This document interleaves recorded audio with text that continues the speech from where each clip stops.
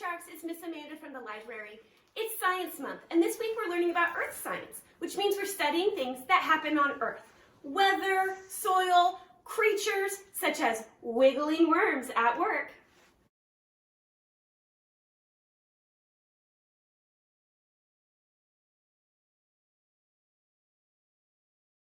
Wiggly Worms at Work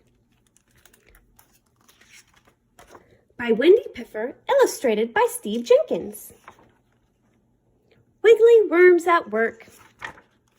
Down in the ground under your feet, thousands of worms wiggle around flower bulbs and tunnel under trees.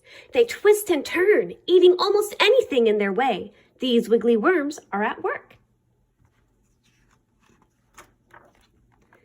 Farmers plow their fields to loosen the soil. Crumbly soil lets the roots of plants spread out and grow. Worms also loosen the soil as they wiggle along. They are called nature's plows. As worms twist and turn, they push aside loose soil. This creates tunnels. Air flows along these tunnels. Rainwater trickles down. Roots drink it up. Moist ground helps plants grow better. Worms tunnel in hard-packed soil by swallowing it. The soil goes in the worm's mouth, slides into the crop, then passes down to the gizzard. Worms do not have teeth.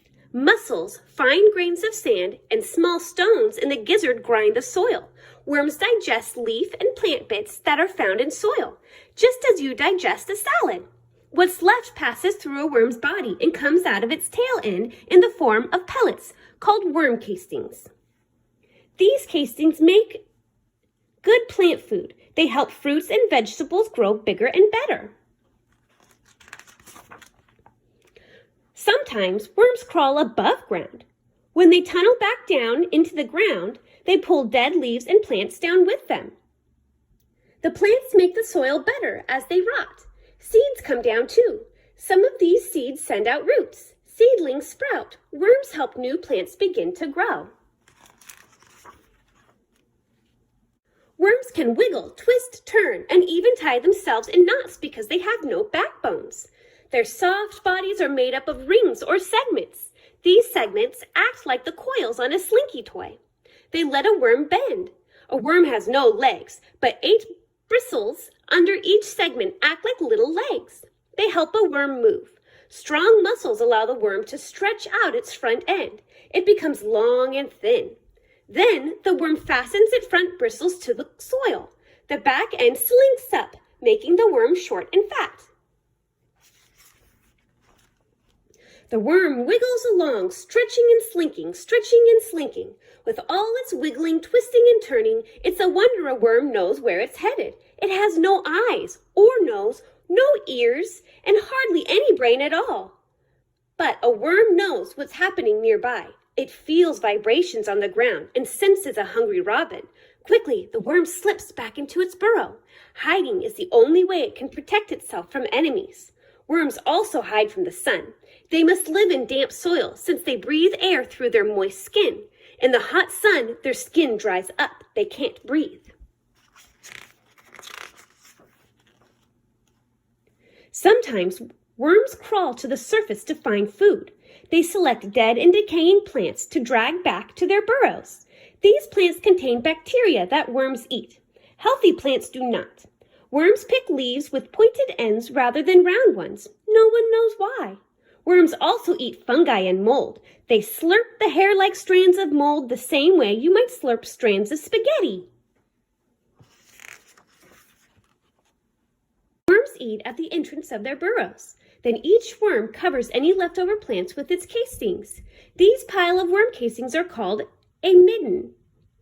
It hides the top of the worm's burrow and acts like a door to keep out bad weather and rain. In spring, before the weather warms, worms wiggle to the surface to mate.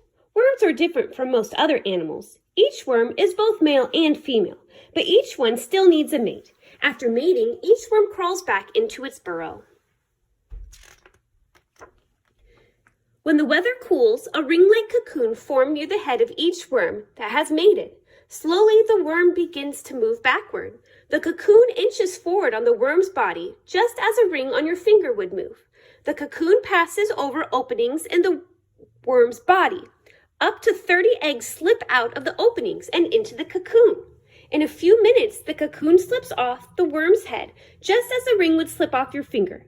The ends of the cocoon close. Inside the cocoon, the eggs are fertilized. In about 3 weeks, the eggs hatch. Out of about 30 eggs, only 3 or 4 wormlets emerge from each cocoon.